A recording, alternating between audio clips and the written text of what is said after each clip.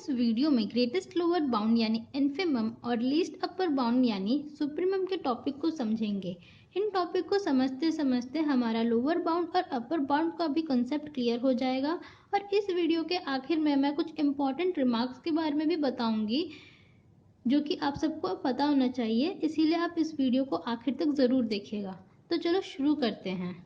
मान लो हमारे पास एक सेट ए है जो कि रियल नंबर का सबसेट है और a is equals to 4 to 8 in closed interval. ये सिंबल क्लोज्ड इंटरवल को डिनोट करता है और क्लोज्ड इंटरवल माने 4 और 8 के बीच के नंबर्स के साथ साथ 4 और 8 भी इंक्लूडेड है इस सेट में। आइए हम देखते हैं कि इसको नंबर लाइन पे कैसे रिप्रेजेंट करेंगे। 3, 4, 5, 6, 7, 8, 9। ये सेट ए यहाँ से लेकर के यहाँ तक है। अगर हम इस सेट को ध्यान से देखें तो इस सेट का हर एक एलिमेंट 4 से बड़ा है और यानी कि 4 इस सेट का सबसे छोटा एलिमेंट है, तो 4 इस सेट का लोअर बाउंड होगा। और वैसे ही 4 से जितने भी छोटे नंबर्स हैं जैसे कि 3, 2, 1, 0, -1 एंड सो ऑन, ये सारे नंबर्स भी इस सेट का लोअर बाउंड होगा क्योंकि इस सेट के हर एक एलिमेंट इन सारे नंबर्स से भी बड़े हैं। लेकिन सेट का ग्रेटेस्ट लोअर बाउंड सिर्फ एक ही होता है और इस केस में वो 4 है क्योंकि इन सारे लोअर बाउंड्स में से सबसे बड़ा लोअर बाउंड 4 है। आइए अब हम ग्रेटेस्ट लोअर बाउंड का एक बोरिंग सा मैथमेटिकल डेफिनेशन देख लेते हैं। Let S be the subset of a real number that is bounded below, then the set of all lower bounds for S has a maximum element. This is called infimum of a set and it is denoted by INFS। यहाँ पर bounded below का मतलब ये है कि उस set में एक ऐसा एलिमेंट प्रेजेंट करता है, मतलब उस सेट के रिस्पेक्ट में एक ऐसा एलिमेंट प्रेजेंट करता है जो कि उस सेट के हर एक एलिमेंट से छोटा होता है।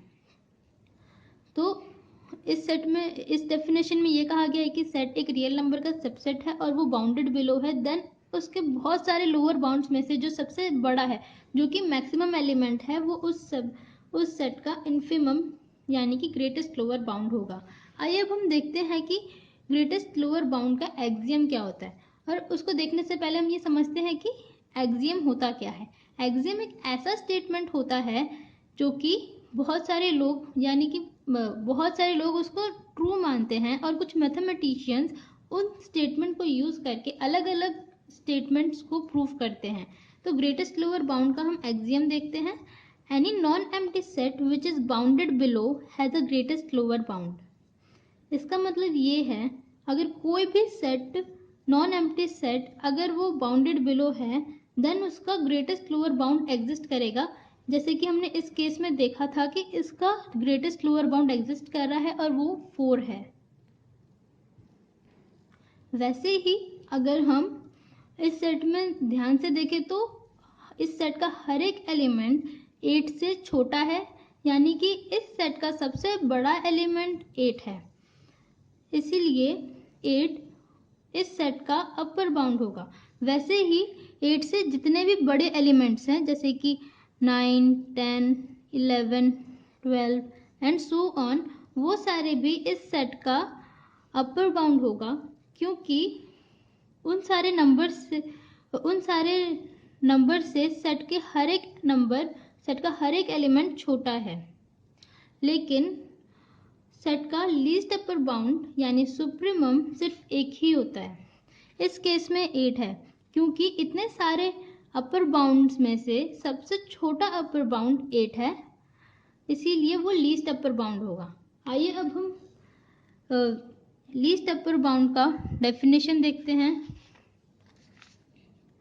Late S be the subset of R, R माने real number, subset of R that is bounded above, then the set of all upper bound for S has a minimum element This number is called the supremum of S and denoted by SUPS.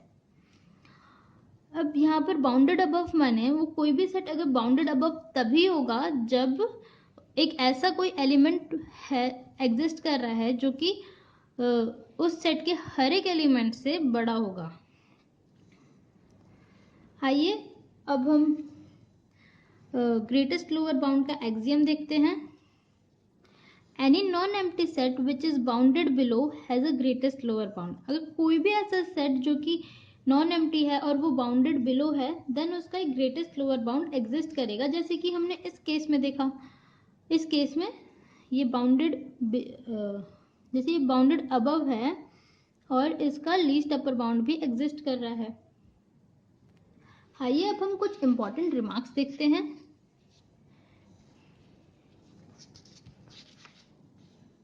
Number 1, least upper bound of set may or may not belong to this set.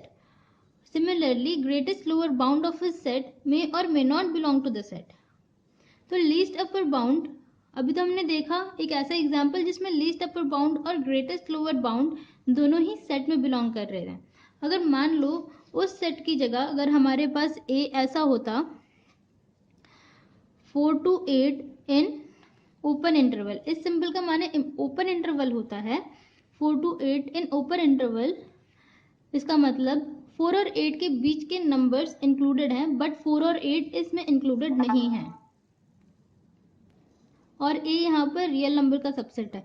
Start हो सकता है मतलब उसका कोई starting point तो मतलब उतना है नहीं, लेकिन हमको इतना पता है कि वो 4 से जितने भी मतलब कि बड़े एलिमेंट्स हैं वो और जो 8 से जितने भी छोटे एलिमेंट्स हैं वो इस सेट में कंटेन कर रहे हैं एक्सेप्ट 4 और 8।